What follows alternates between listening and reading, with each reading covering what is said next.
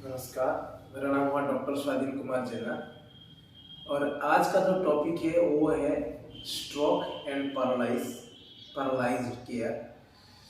तो इस टॉपिक हम जानेंगे कि पैरालिसिस और स्ट्रोक कैसा होता है और इसको कैसा प्रिवेंट किया जा सकता है। बेसिकली क्या होता है कि जो आज के डेट में जो लीडिंग कॉज ऑफ डेथ है तो वो बेसिकली होता है डायबिटिक या कोलेस्ट्रॉल से ही होता है।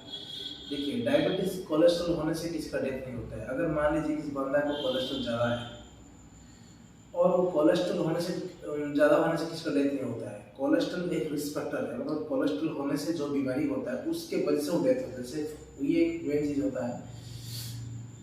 ये जो आपका स्ट्रोक या पैरालिसिस होता है इसमें क्या होता है, चार टाइप का होता है। एक होता है क्वाड्रिप्लेजिया, यानी कि मतलब आपकी चारों पैर दो पैर या दो हाथ काम करना बंद कर देंगे और आप पूरा डिफ्यूज हो जाएगा, आपका बॉडी डिफ्यूज हो जाएगा, कुछ काम मतलब हाथ पैर काम नहीं करेंगे। और होता है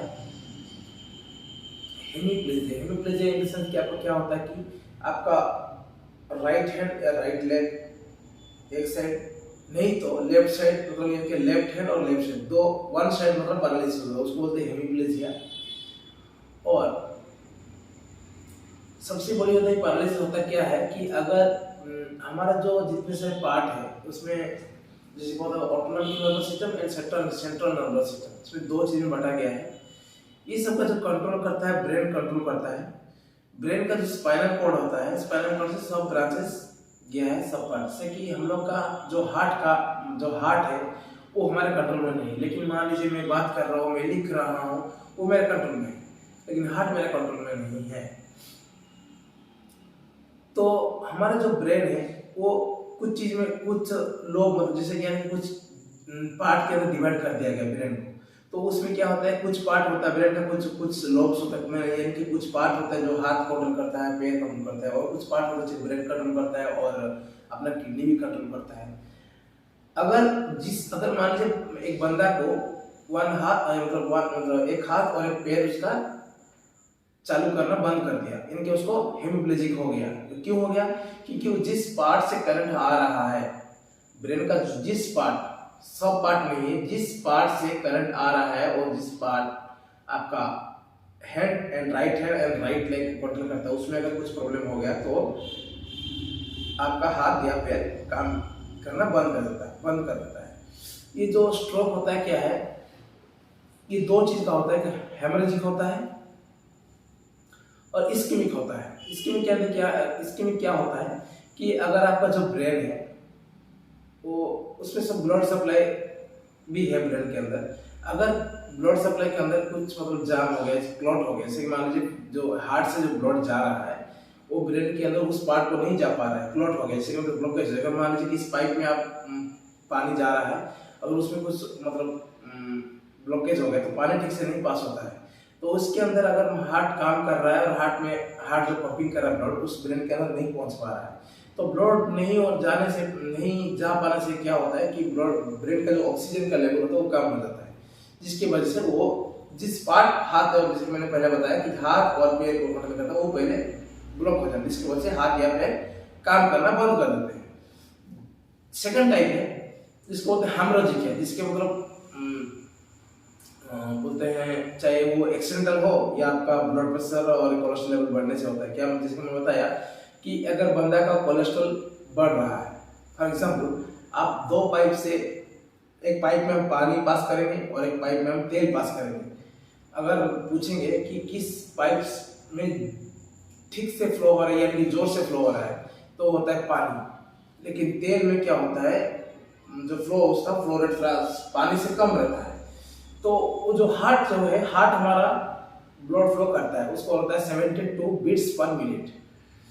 तो वो क्या करता है, अगर आपका अगर ब्लड का जो कॉन्सेंट्रेशन लेवल है, जो बफर बोलते हैं इसको, अगर वो ठीक है तो हार्ट ठीक 72 की एवरेज ही आपको पंपिंग करता रहेगा।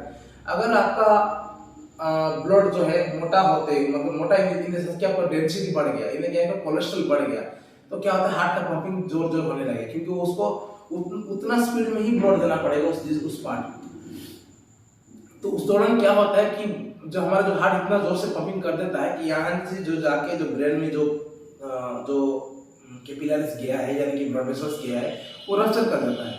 तो जहां पे रप्चर होता है वो जो पार्ट, अगर मान लीजिए एक पार्ट है ब्रेन का जो हमारा हाथ या पैर को कंट्रोल करता है और उस पार्ट में रप्चर हो गया तो तुरंत क्या होता है, उस पार्ट से करंट आना, जैसे मतलब उस वहां सिग्नल जो आता है हाथ पैर काम करने को ब्लॉक हो जाता है, इसीलिए हाथ पैर काम करने बंद कर देता है। ये होता है इसकी हेमोरेज। हेमोरेज का सेकंड टाइप क्या होता है कि मान लीजिए एक्सीडेंट हो गया, कोई बंदा एक्सीडेंट हो गया, कहीं पे गाड़ी में टकराना हो गया, जो भी कुछ हो गया, इसकी वजह से ब्रेन में हेमोरेज आता है, तो ये भी एक हेमोरेजिक स्ट्रोक बोलते हैं उसको। तो इसलिए अगर कोई आप ड्राइविंग कर रहे हो, मतलब ड्राइविंग कर रहे हो, कुछ फैक्ट्री में काम कर रहे हो तो उसमें हेलमेट पहनना जरूरी है। दूसरा बात है कि अगर आपको डायबिटीज है, डायबिटीज और कोलेस्ट्रॉल एक लीडिंग कॉज ऑफ डेथ है, यानी कि मैं जिसको डायबिटीज हुआ है और कोलेस्ट्रॉल हो गया, डायबिटीज होने से किसका डेथ नहीं होगा, कोलेस्ट्रॉल होने से किसका डेथ नहीं होगा, ये दोनों को होने से किसका रिस्क, ये दोनों रिस्क फैक्टर है। ये दो बीमारी है वो जिस कॉम्प्लिकेशन में डालेंगे उससे आपको डेथ होगा। तो मान लीजिए कि आपका ब्लड में कोलेस्ट्रॉल बढ़ते बहुत ज्यादा बढ़ गया, तो कोलेस्ट्रॉल बढ़ने से आपका हार्ट प्रेशर भी बढ़ते चला गया।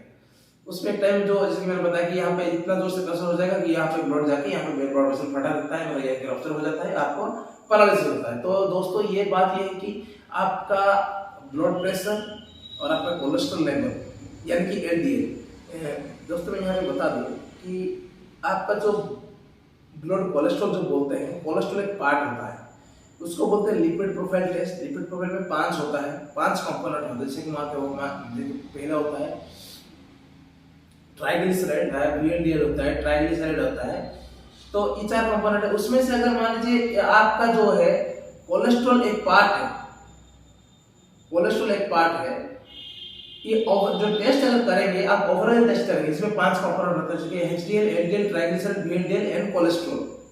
ये कोलेस्ट्रॉल और LDL दोनों मेन कंपोनेंट होते हैं। अगर वही चीज दोनों में आपको बढ़ते चले गया तो आपका जो ब्लड का जो कॉन्सेंट्रेशन है वो भी बढ़ते चले चले जाता है। तो इसको अगर आप कंट्रोल में ला सकते हो तो आपका स्ट्रोक होने का प्रोबेबिलिटी कम हो जाता है। तो दोस्तों सबसे बड़ी बात ये कि जिसको मान लीजिए जिसको डायबिटीज है तो उसको कोलेस्ट्रॉल उसका लेवल बढ़ना, उसका 60 to 68% प्रोबेबिलिटी रहता है। जिसको डायबिटीज हुआ है तो उसको कोलेस्ट्रॉल भी हो सकता है।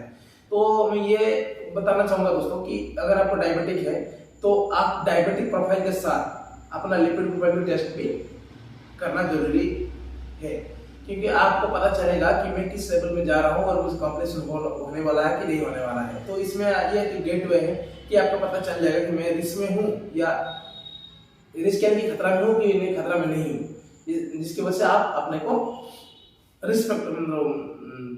स्ट्रोक यानी कि ट्राइग्लिसराइड और HDL लेवल बढ़ने से रोक पाते हो। सबसे बड़ी इंपॉर्टेंट चीज है दोस्तों, तो इसको हम कैसे कमाएं। अगर मान लीजिए किसी बंदा को HDL LDL लेवल बढ़ रहा है और लेवल बढ़ने से उसका रिस्क है कि उसको जैसे कि इस्कीमिक हेमोरेज होने का प्रोबेबिलिटी है, तो उसमें क्या होता है दोस्तों, एक होता है ब्लड थिनर बोलते हैं जिसको। तो फॉर एग्जांपल जैसे कि अटोर्बा मेडिसिन अटोर्बा 10-20 भी होता है, तो उसको यूज करने से आपका ब्लड जो है वो पानी की तरह थोड़ा उसका कंसंट्रेशन कम हो जाएगा, जिसका ब्लड प्रेशर भी कम होता जाएगा। और जिसको डायबिटीज है, डायबिटीज के साथ अगर आपको कोलेस्ट्रॉल है तो पहले आपको डायबिटिक अगर है तो उसको पहले आपको कंट्रोल में लाना पड़ेगा। और जिसको डायबिटिक मतलब डायबिटीज जो है वो 2 टाइप का होता है, टाइप 1 एंड टाइप 2। अगर आपको टाइप 2 डायबिटिक है और आपको पता चला कि मेरा जो LDL लेवल है यानी कि लो डेंसिटी लिपोप्रोटीन जो है वो बढ़ रहा है, तो आपको तुरंत अपना डॉक्टर के साथ कंसल्ट करना चाहिए, क्योंकि वो बहुत हाई रिस्क है और आपको अपना इसका प्रिकॉशन ले लेना चाहिए। सबसे बड़ी बात है दोस्तों कि इसको भी अगर जिसको मान लीजिए किसको स्ट्रोक हो गया कि यानी कि किसको हेमरेजिक स्ट्रोक हो गया, तो उसको हम तो ये बताना चाहिए, वो तो अपना अगर मान लीजिए एक बंदा इसको हम ये बोलेंगे कि एक बंदा पहले से सब कुछ कर रहा था, दौड़ रहा था, खेल रहा था, खा रहा था, पी रहा था, सब कुछ कर रहा था, लेकिन अगर उसको स्ट्रोक हो गया उसको हम रिहेबिलिटेशन कर सकते हैं, लेकिन वो ये भी नहीं है कि वो बंदा पहले जैसे काम कर वो उतना कर सकता है, वो उतना नहीं कर पाएगा, लेकिन अपना काम थोड़ा बहुत कर सकता है। मतलब जो ठीक होने का प्रॉब्लम, अगर मान लीजिए मेरा बंदा 100% उसका एक्टिवेशन था, सब कुछ कर पा रहा था, सब 100%। अगर उसको रिहेबिलिटेट करेंगे तो प्रोबेबिलिटी 88%, वो पूरा 100% नहीं हो पाएगा लेकिन 88% कर सकता है। इसका एक बड़ी चीज तो जो फिजियोथेरेपी मैनेजमेंट है, बहुत सारे फिजियोथेरेपी तो करते हैं, लेकिन इसका जो रिहेबिलिटेशन है वो अगर आप उसको मेडिकेशन दे रहे हो, मतलब फॉर एग्जांपल देखिए एक बंदा है जो आटार्बा-10 खा रहा है, आटार्बा-10 के साथ अगर उसको फिजियोथेरेपी मैनेजमेंट करेंगे तो उसका जो रिहेबिलिटेशन है वो स्पीड में जाएगा। अगर उसको मेडिकेशन बंद कर दिया गया और बस उसका फिजियोथेरेपी करते जा रहे हो तो उसका पिकअप ज्यादा कम जाएगा। तो मेरा ये ख्याल है दोस्तों कि अपना डायबिटीज, ब्लड प्रेशर तुरंत हमेशा कंट्रोल में रखिए और स्ट्रोक को भगाइए। बस, धन्यवाद, थैंक यू।